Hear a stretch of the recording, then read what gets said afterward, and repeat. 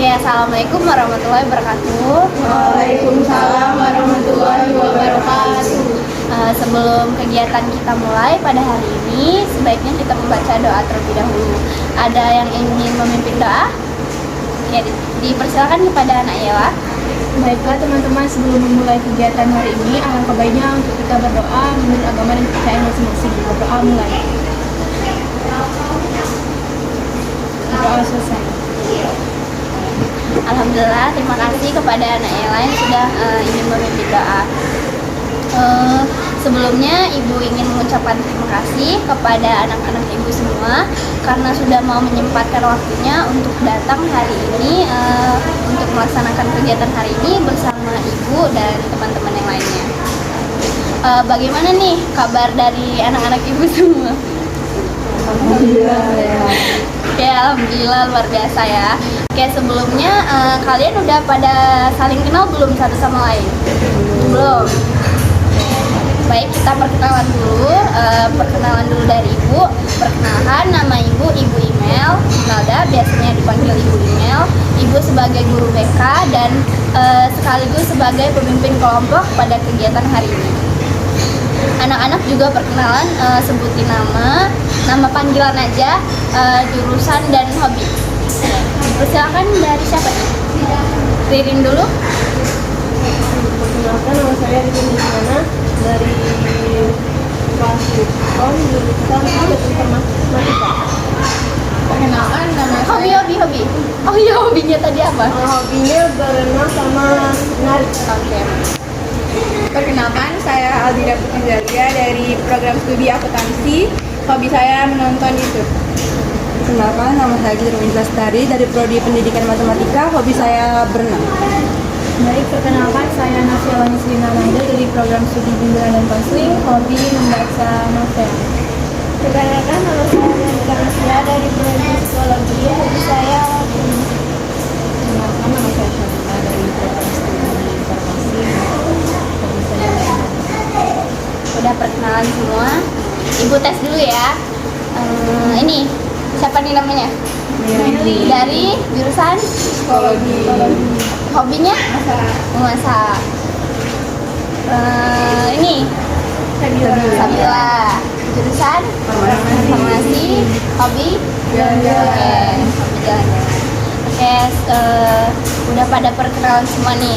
Ibu berharap semoga kalian saling akrab dan saling mengenal lebih dalam lagi satu sama lain, tidak hanya dalam pada kegiatan hari ini saja, tetapi di luar kegiatan dari ini kalian bisa lebih akrab lagi. Ada yang udah tahu belum kita hari ini mau ngapain? Belum tahu. Oke, jadi kita hari ini mau melaksanakan konseling kelompok. Ada yang udah tahu belum konseling kelompok itu apa? Belum tahu. Ada yang pernah ikut belum? Belum juga. Oke. Oke, anak-anak di sini Ibu akan menjelaskan sedikit apa itu konseling kelompok. Jadi konseling kelompok itu merupakan suatu layanan yang diberikan kepada peserta didik atau konseli untuk mengentaskan suatu permasalahan, di mana kegiatannya itu memanfaatkan dinamika kelompok pada dalam kelompok itu sendiri. Nah, selain tujuannya untuk mengentaskan suatu permasalahan, konseling kelompok juga membantu memfasilitasi peserta didik dalam perubahan perilaku, mengkonstruksikan pikirannya, membantu menyelesaikan permasalahan kehidupannya, serta membantu peserta didik untuk mengambil suatu keputusan dan peserta didik itu dapat bertanggung jawab penuh atas keputusan yang sudah diambil. Nah, konseling kelompok juga biasanya dilakukan secara tatap muka seperti yang kita lakukan saat ini. Nah, di dalam konseling kelompok ini juga ada beberapa asas yang harus kita patuhi. Yang pertama, ada asas kesukarelaan. Di sini Ibu ingin bertanya, anak-anak mengikuti konseling kelompok hari ini secara sukarela atau ada paksaan dari pihak luar? Secara sukarela. Oke, selanjutnya ada asas kenormatifan. Jadi Ibu berharap saat melaksanakan proses konseling kelompok ini semua barang-barang disimpan dulu, yang membuat anak-anak nanti saat melakukan proses konseling takutnya tidak fokus. Nah, jika ada yang ingin ke WC atau kemana, izin dulu, dan jika ada yang ingin bertanya silahkan mengangkat tangan terlebih dahulu. Apa sampai sini paham? Paham. Selanjutnya ada asas keterbukaan. Nah, Ibu berharap saat melaksanakan proses konseling nanti, saat mengemukakan semua permasalahan, Ibu berharap anak-anak Ibu dapat secara terbuka untuk menjelaskan semua permasalahannya secara jelas, tanpa ada keraguan sedikit pun saat menyampaikan semua permasalahannya. Yang terakhir ada asas kerahasiaan. Asas kerahasiaan, jadi semua data dan informasi yang anak-anak sampaikan dalam kelompok ini akan terjamin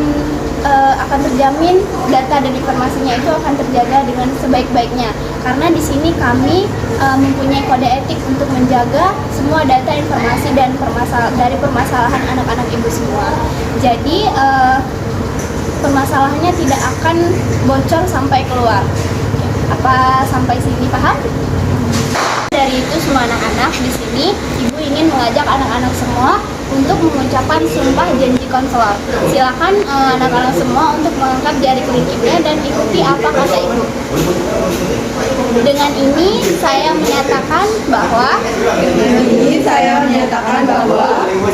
akan menjaga data dan informasi dari teman-teman yang sudah menyampaikan semua permasalahannya, menjaga semua kerahasiaannya, agar tidak bocor sampai keluar. Oke, tepuk tangan dulu. Sebelum kita memasuki kegiatan konseling kelompok, kita ice breaking dulu nih supaya anak-anak Ibu semua fokus.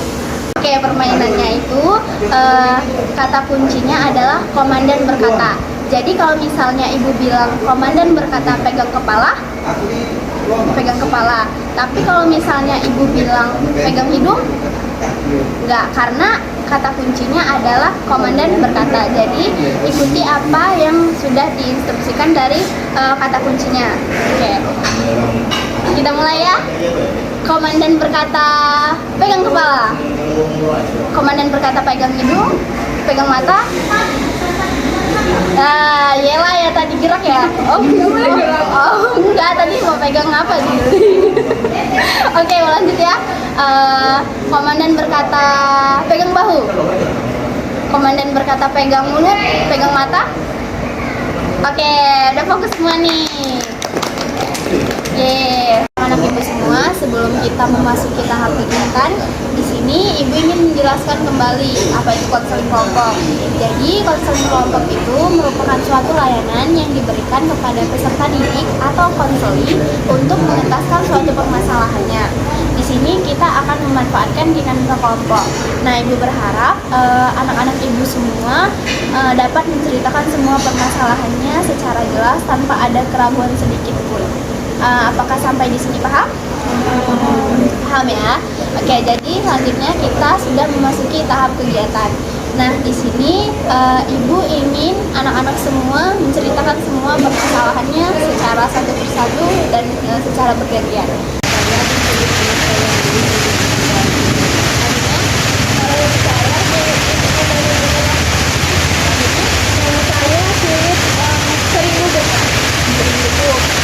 Kalau Citra sering overthinking.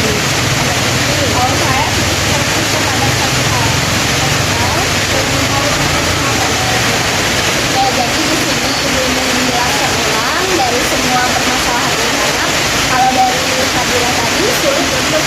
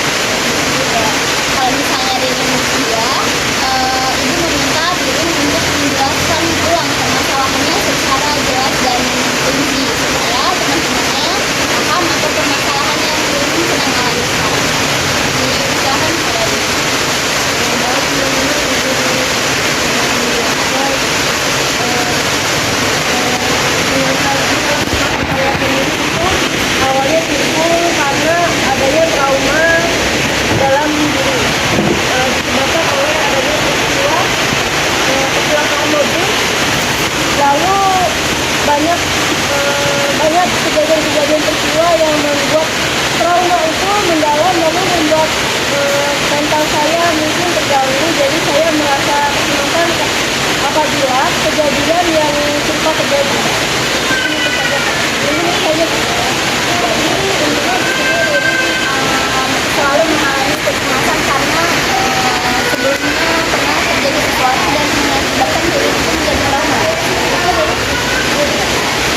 Dari teman-teman semua, apakah ada yang ingin ditanyakan dari permasalahan ini? Dipersilakan. Yang ingin bertanya? Oke, dipersilakan kepada Bella. Jadi izin bertanya, baru-baru ini atau dalam waktu yang dekat ini, faktor apa yang terkadang memicu kecemasan diri itu muncul kembali? Kalau baru-baru ini mungkin tidak ada. Ada lagi? Oke. Tetapi ya, mungkin itu muncul kembali jika ya tadi kalau kita terjadi kembali. Ada lagi? Tadi kalau terjadi kecemasan, dari kecemasan itu ada gejala-gejala yang tampak ya secara internal. Mungkin wajah saya menjadi lebih pucat gitu. Ada lagi?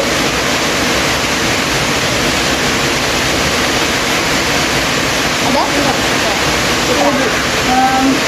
Mungkin bisa bertanya, apa sih yang terpengaruh lebih ke diri dan itu ketika mengalami masalah tersebut? Itu menjawab,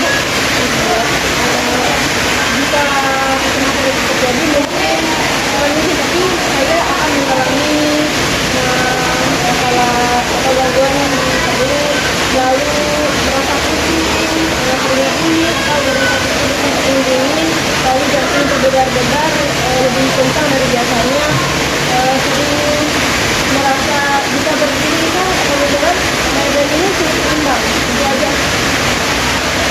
Nah, tadi kan teman-teman udah pada nanya nih dari permasalahan ini. Tanya lagi, ada lagi yang mau nanya nggak? Udah, cukup. Sekarang ibu mau nanya, ada nggak solusi dan saran dari kalian buat permasalahan ini supaya untuk bisa mengurangi kecemasannya? Ada? Oke, kepada Dewa ya.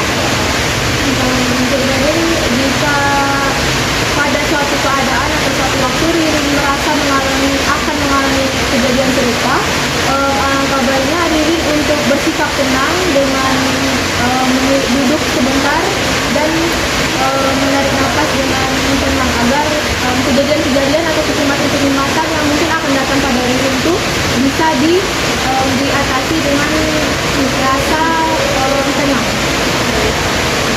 Ada lagi? Mungkin ketika ini mulai merasa cemas akan sesuatu hal yang akan terjadi, mungkin bisa memfokuskan pikiran pada hal-hal yang positif. Jadi nggak memikirkan hal-hal yang negatifnya. Jadi kita bisa berpikir sendiri agar tidak terlalu cemas. Ada lagi? Oke. Lebih ke harus mendapatkan dukungan serta support dari orang tua. Ada lagi? Cukup?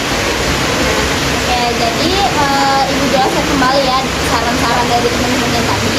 Kalau dari Jela tadi supaya diri kalau misalnya kecemasannya datang, mungkin Ririn bisa duduk terlebih dahulu untuk relax, enjoy supaya kecemasannya bisa dapat berkurang. Kalau dari siapa? Dira. Oke, Dira, sorry gue lupa. Kalau dari Dira tadi Ririn harus bisa apa ya? Mensugesti pikiran-pikirannya tadi supaya bisa dapat lebih berpikir positif supaya kecemasannya juga berkurang. Kalau misalnya dari Sabila tadi, kalau dari Sabila, Ririn perlu juga dukungan dari orang-orang di sekitar seperti teman dekat atau orang tua dan keluarga. Kayak dari semua solusi yang sudah anak-anak ibu sampaikan semua, ibu ingin bertanya kepada Ririn, apakah ada alternatif solusi dari teman-teman yang sekiranya cocok sama Ririn? Menurut Ririn juga solusi dari teman-teman tadi sangat bagus dan itu bisa dicoba. kajian sendiri tentang bagaimana kita sendiri untuk hal-hal yang positif.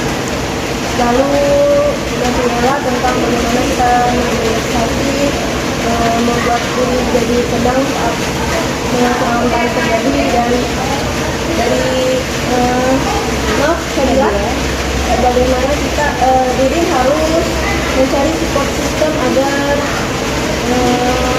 mungkin menjadi pelatih bagi diri. Jadi solusi dari teman-teman semua menurut Ririn semuanya bagus dan sangat berguna bagi Ririn untuk melakukan solusi dari teman-teman yang tadi dari teman-teman semua. Nah di sini Ibu rasa Ririn sudah cukup paham dan kedepannya bisa menyelesaikan permasalahannya dari semua solusi dari teman-temannya tadi, dan itu bisa diterapkan sama Ririn. Nah sampai sini Ibu mau tanya, adakah yang ingin menyimpulkan kegiatan kita pada hari ini? Oke, dipersilakan kepada Mika. Dari sini saya mengambil kesimpulan bahwa itu dapat dilakukan dengan pasangan hidup sendiri dengan berpikiran positif, lalu melihat hal dari orang lain, dan yang terakhir merelakskan diri agar tidak terjadi semacam berlebihan. Terima kasih kepada Mika. Selanjutnya ada yang ingin menyampaikan pesan dan pesan tidak setelah mengikuti kegiatan konseling kelompok hari ini? Oke, kepada Syabila, Ibu persilakan. Kita menjadi paham mengenai bagaimana kecemasan, bagaimana kita menjelaskan, dan bagaimana cara-cara Ada yang lain? Cukup? Jadi itu saja kegiatan kita hari ini. Ibu berharap konseling kelompok hari ini sangat berguna dan bermanfaat bagi permasalahan Ririn. Nah, untuk kegiatan kelompok konseling kelompok selanjutnya kira-kira kapan nih mau dilaksanain lagi? Mungkin di jam dan hari yang sama ya. Setuju? Apakah semua anak-anak ibu di sini bersedia? Bersedia. Stop dulu. Oke, jadi kita akan melaksanakan konseling kelompok lagi di minggu depan dan di jam yang sama dan dengan teman-teman inilah. Semoga Ibu berharap semoga minggu depan konseling kelompok kita itu untuk melihat perkembangan Ririn selanjutnya. Kalau misalnya perkembangan Ririn sudah nampak dan ada perubahan dari Ririn, maka kita juga akan melanjutkan menyelesaikan permasalahan dari teman-teman yang lain juga. Mungkin itu saja yang dapat Ibu sampaikan. Terima kasih banyak anak-anak Ibu semua sudah mengikuti konseling kelompok hari ini. Sampai berjumpa minggu depan. Ibu akhiri. Wassalamualaikum warahmatullahi wabarakatuh. Waalaikumsalam warahmatullahi wabarakatuh.